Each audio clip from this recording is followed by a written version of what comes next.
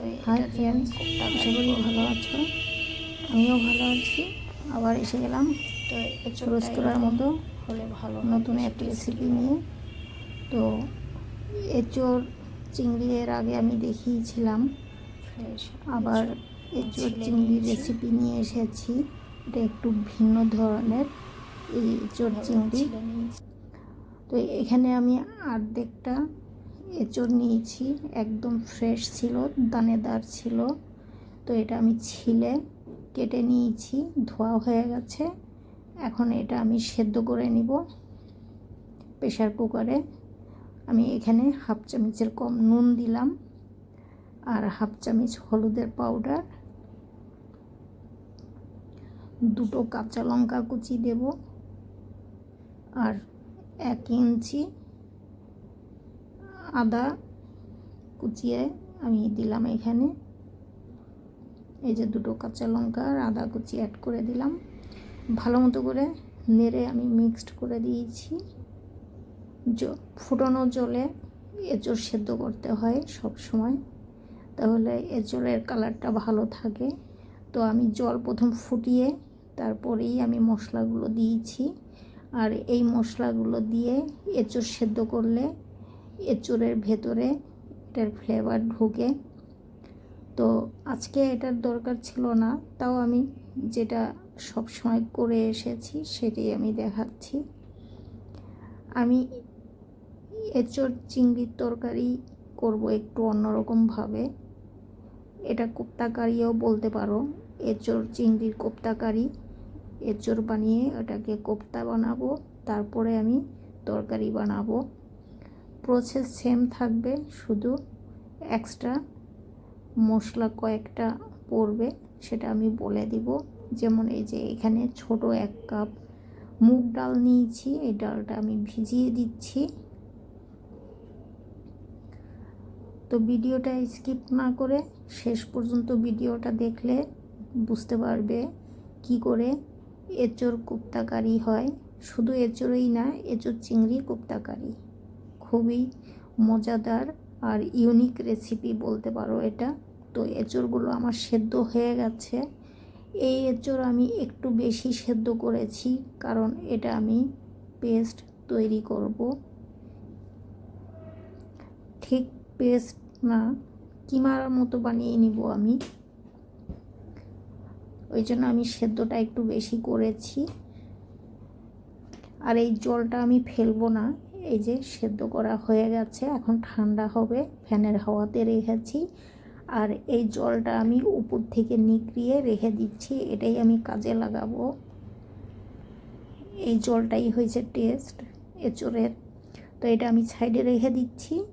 আর এখানে আমি 1 কাপ এই এঁচোড় সেদ্ধর জল নিয়ে ডালটা সেদ্ধ করব, মুগ ডাল এটা।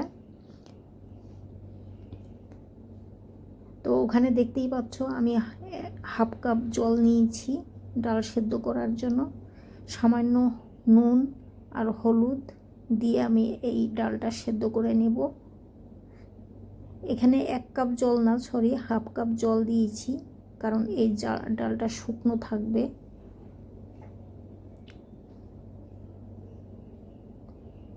তো এটা আমি একটা সিটি দিতেই আমি নামিয়ে দিব। আর এখানে নিয়েছি আমি দুটো মিডিয়াম সাইজ আলু, আর এখানে 100 গ্রাম চিংড়ি আছে। আরও 100 গ্রাম চিংড়ি আমি নেব, সেটা একটু ছোট সাইজ, সেটা প্রথমেই আমি বেছে রেখেছি। আর এটা এখন আমি ছাড়িয়ে নিচ্ছি চিংড়িগুলো। তো আমার কাছে এই চিংড়িটা বেশি ছিল না, এতটাই ছিল। আর এর সঙ্গে আরও 100 গ্রাম চিংড়ি ছোট, এর থেকে ছোটো সাইজ, এটা অ্যাড করব। তো চিংড়িগুলো এখন আমি ছাড়িয়ে নিয়েছি, এই যে এরকম সাইজ, মিডিয়াম সাইজ চিংড়িগুলো। আর যে এঁচোড়টা আমি সেদ্ধ করেছিলাম, এই এঁচোড়টা ঠান্ডা হয়ে গেছে। আর এঁচোড়ের জল আমি চেপে বার করে নিচ্ছি। তো এঁচোড়ের জলগুলো আমি বার করে নিয়েছি চিপে। এখন আমি এই যে এরকমটা হয়েছে,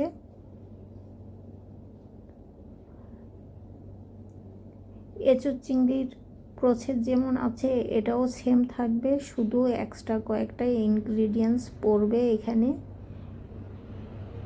আর এখানে আমি একটা স্পেশাল মশলা বানিয়ে নিচ্ছি এঁচোড় চিংড়ির জন্য।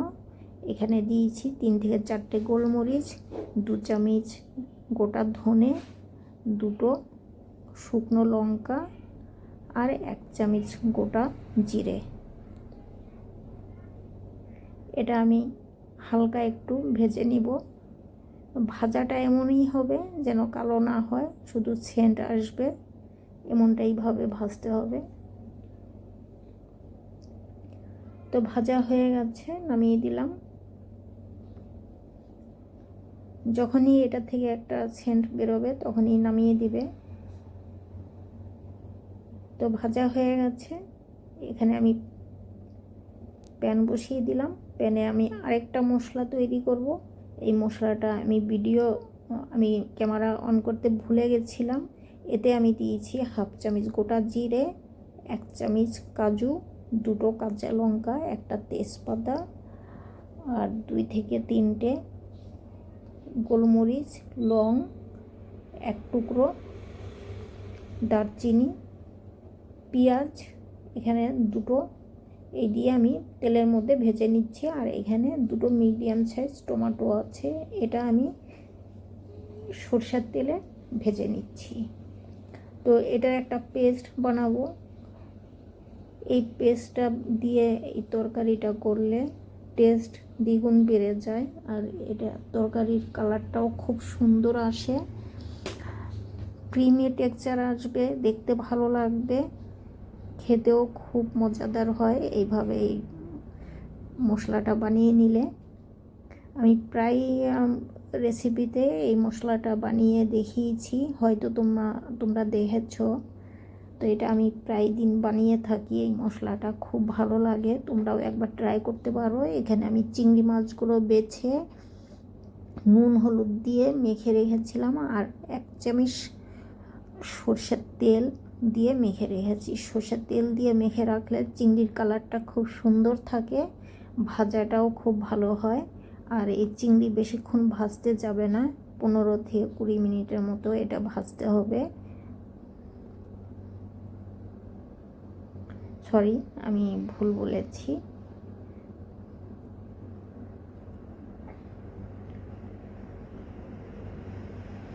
এই যে চিংড়িগুলো ভাজা হয়ে গেছে, আর এখন আমি মশলাগুলো পিষে নিব। সব রকমের মশলা আমি পরপর করে পিষে যাব, তোমরা দেখে নাও আমি কি কি মশলা পিষছি। এখানে প্রথমেই আমি এঁচোড়গুলো পিষে নিচ্ছি।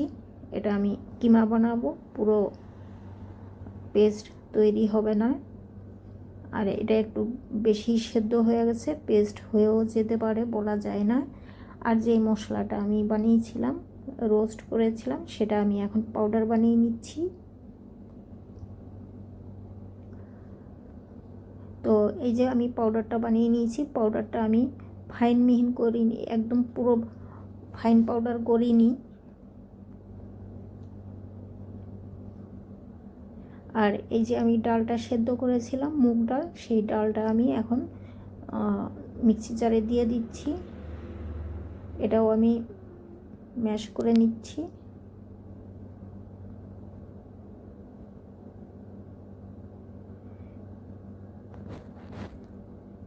ডালটা আমার হয়ে গেছে, আমি এটা অ্যাড করে দিলাম। আর এই যে টমেটো, পেঁয়াজ, গরম মশলা তেলের মধ্যে ভেজে যে মশলাটা বানিয়েছিলাম, এটাও আমি একটা পেস্ট বানিয়ে নিচ্ছি। এটা ফাইন পেস্ট হবে।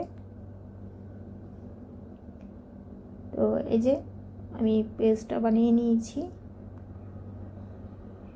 আর চিংড়ি ভেজেছিলাম আমি, চিংড়িটা আমি কিমা বানিয়ে নিলাম। আর এদিকে এঁচোড়ও কিমা করে নিয়েছি, এঁচোড় কিমা করা হয়ে গেছে, চিংড়িও আমি কিমা করে নিয়েছি, ডাল পেস্ট করেছি। আর এখানে কিছু কুচিয়ে নিয়েছি ইনগ্রিডিয়েন্টস, যেমন 2টো পেঁয়াজ কুচিয়ে নিয়েছি, 4টে কাঁচা লঙ্কা কুচিয়ে অ্যাড করে দিলাম। পুদিনা পাতা 2 চামচ অ্যাড করলাম, ধনে পাতা আমি 3 চামচ অ্যাড করেছি, আর এখানে গার্লিক চপ, জিঞ্জার চপ 1 চামচ করে নিয়েছি আমি এখানে, আর হাফ চামচের একটু বেশি, 1 চামচের থেকে একটু কম বলতে পারো, হলুদের পাউডার হাফ চামচ, লঙ্কা পাউডার হাফ চামচ, জিরে পাউডার 1 চামচ, ধনে পাউডার, ভাজা গরম মশলা পাউডার 1 চামচ 1 টিস্পুন, আর এই যে মশলাটা যে আমি বানিয়েছিলাম স্পেশাল মশলা, এটা আমি উঁচু করে 3 চামচ অ্যাড করে দিলাম। তো এই সব ইনগ্রিডিয়েন্টস দেওয়ার পর আমি এখানে 1 চামচ এটা কাঁচা লঙ্কা বাটা, আর এখন আমি একটা লেবু চিপে দিচ্ছি।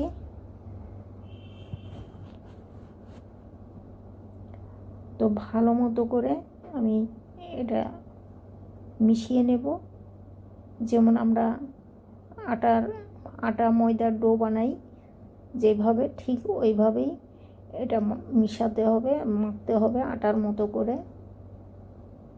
এটা হাতে মাখাটাই ভালো হবে, মিক্সচারটা খুব ভালো হবে। আর এই যে চিংড়ি মাছটা যে আমি কিমা বানিয়েছিলাম সেটা আমি এখন অ্যাড করে দিচ্ছি।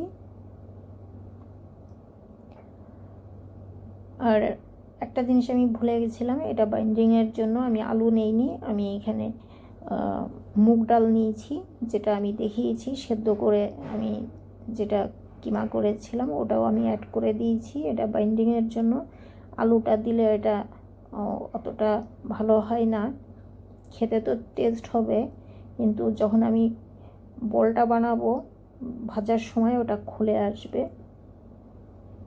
ভেতরে সব ইনগ্রিডিয়েন্টস বেরিয়ে যাবে, যার জন্য আমাকে এখানে ডাল ইউজ করতে হয়েছে। আমি এখানে মুগ ডাল ইউজ করেছি, চাইলে তোমরা চানার ডাল ইউজ করতে পারো বা বেসন ইউজ করতে পারো।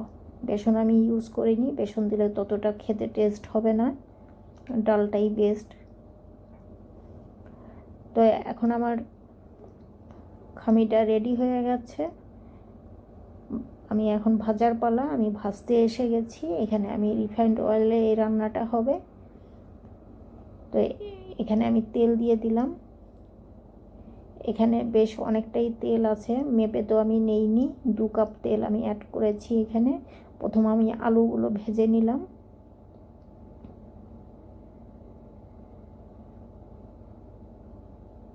এখন আমি যে খামিটা বানিয়েছি এটা আমি ছোট ছোট করে, যেমন আমরা পাকুড়া ভাজি ঠিক সেরকমভাবেই আমি ভেজে নিব।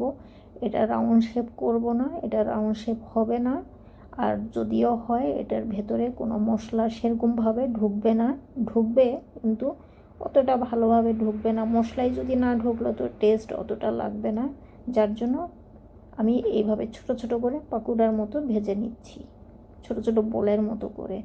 আমি এটা হাতের তালুতে বল শেপ দেইনি। তো এক পাশ হয়ে গেছে, আমি উল্টো করে দিচ্ছি।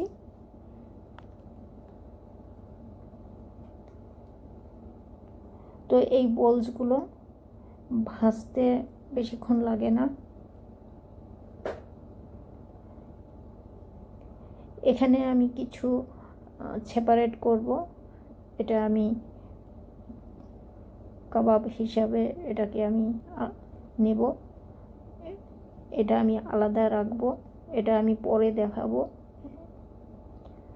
এই ভিডিওটা বড় হয়ে যাবে, এটাতে হয়তো আমি দেখাতে পারবো না। অনেকটা কাবাব হয়েছে, আমি পুরোটা আমার এই রেসিপিতে ইউজ করব না, অর্ধেকটা আমি করব, অর্ধেকটা আমি অন্য একটা ভিডিওতে দেখাবো। তো কাবাবগুলো আমার ভাজা হয়ে গেছে, এখন আমি রান্নাটা করে নেব। এখানে আমি ওই তেলটাই আছে, আমি যেগুলো ছিল আমি ছেঁকে ওটা বার করে নিয়েছি। এখানে হাফ চামচ হলুদের পাউডার, হাফ চামচ লঙ্কা পাউডার আমি দিয়ে নেড়ে চেড়ে এখন আমি আদা বাটা, আদা রসুন বাটা 1 চামচ ভরে অ্যাড করেছি এখানে। এটা আমি ভালো মতো করে তেলের মধ্যে নেড়ে চেড়ে কষে নিচ্ছি।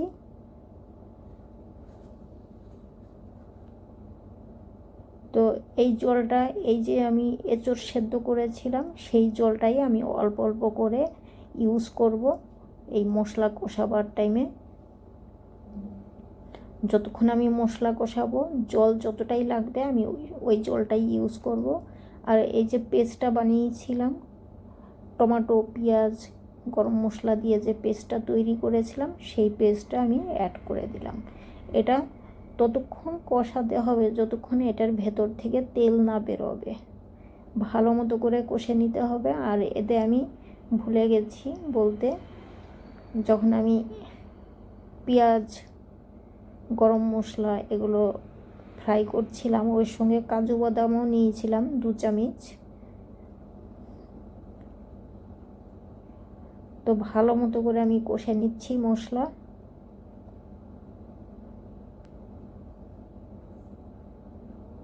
তো এই বাটি ধুয়ে আমি জলটা দিলাম। তো জল সেটাই যেটা দিয়ে আমি এঁচোড়টা সেদ্ধ করেছিলাম। ওই যে বললাম একটু একটু জল লাগবে, আমি ওই জলটাই ইউজ করব। স্বাদ মতো এখানে নুন অ্যাড করে দিলাম। তো এই গ্রেভিটা অনেক টেস্টি হয়। তোমরা ঠিকমতো যদি না দেখো ভিডিওটা বুঝতে পারবে না, এই জন্য বলছি পুরো ভিডিওটা দেখো ধৈর্য ধরে আমার সঙ্গে থেকে।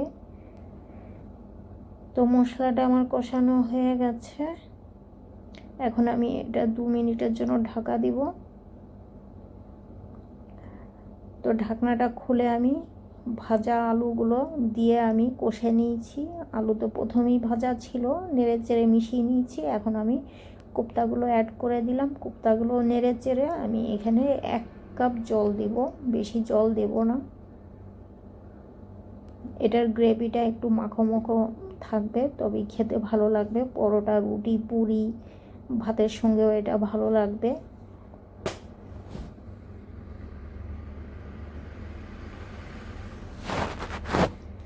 তা আমি এখানে 1 কাপ জল দেব।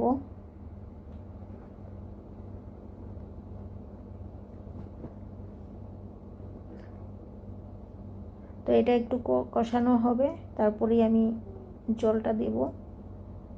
এই তো জল দিয়ে আমি ভালো মতো করে ফুটিয়ে নিয়েছি। এখন এইভাবে একটু হিলিয়ে দিতে হবে। এখানে আমি উঁচু করে 1 চামচ চিনি অ্যাড করছি। ভাজা গরম মশলা পাউডার চারদিকে ছড়িয়ে দিচ্ছি পুরো ফ্রাই প্যানে। তো এটা নিচেরটা উপরে, উপরেরটা নিচে আমি করে দিয়েছিলাম, কিন্তু বারবার উল্টো করা যাবে না বলে আমি এটা দেখাচ্ছি না, ভেঙে যাবে কাবাবগুলো। এখানে 1 চামচ দেশি ঘি দিয়ে দিলাম।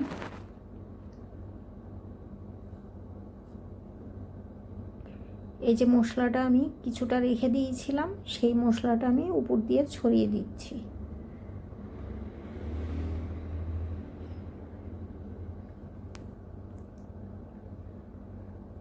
এই লঙ্কা দুটো আমি দিয়েছি গার্নিশের জন্য। লঙ্কা আমি আগেও অনেকবার ইউজ করেছি, এতে 2 বার, এই নিয়ে 3 বার। এটা আমি শুধু দেখতে সুন্দর লাগার জন্যই আমি দিয়েছি। আমি এটা 2 মিনিটের জন্য ঢাকা দিলাম, এতে মশলাটা ভেতরে ঢুকবে, ভালো লাগবে। তো 2 মিনিট পরে আমি ঢাকনা খুলে দিচ্ছি। এই দেখো কত সুন্দর হয়েছে, দেখতে কত সুন্দর, আর খেতেও খুব মজা হয়েছে এটা। এখন আমি উপর দিয়ে ধনেপাতা ছড়িয়ে দিচ্ছি।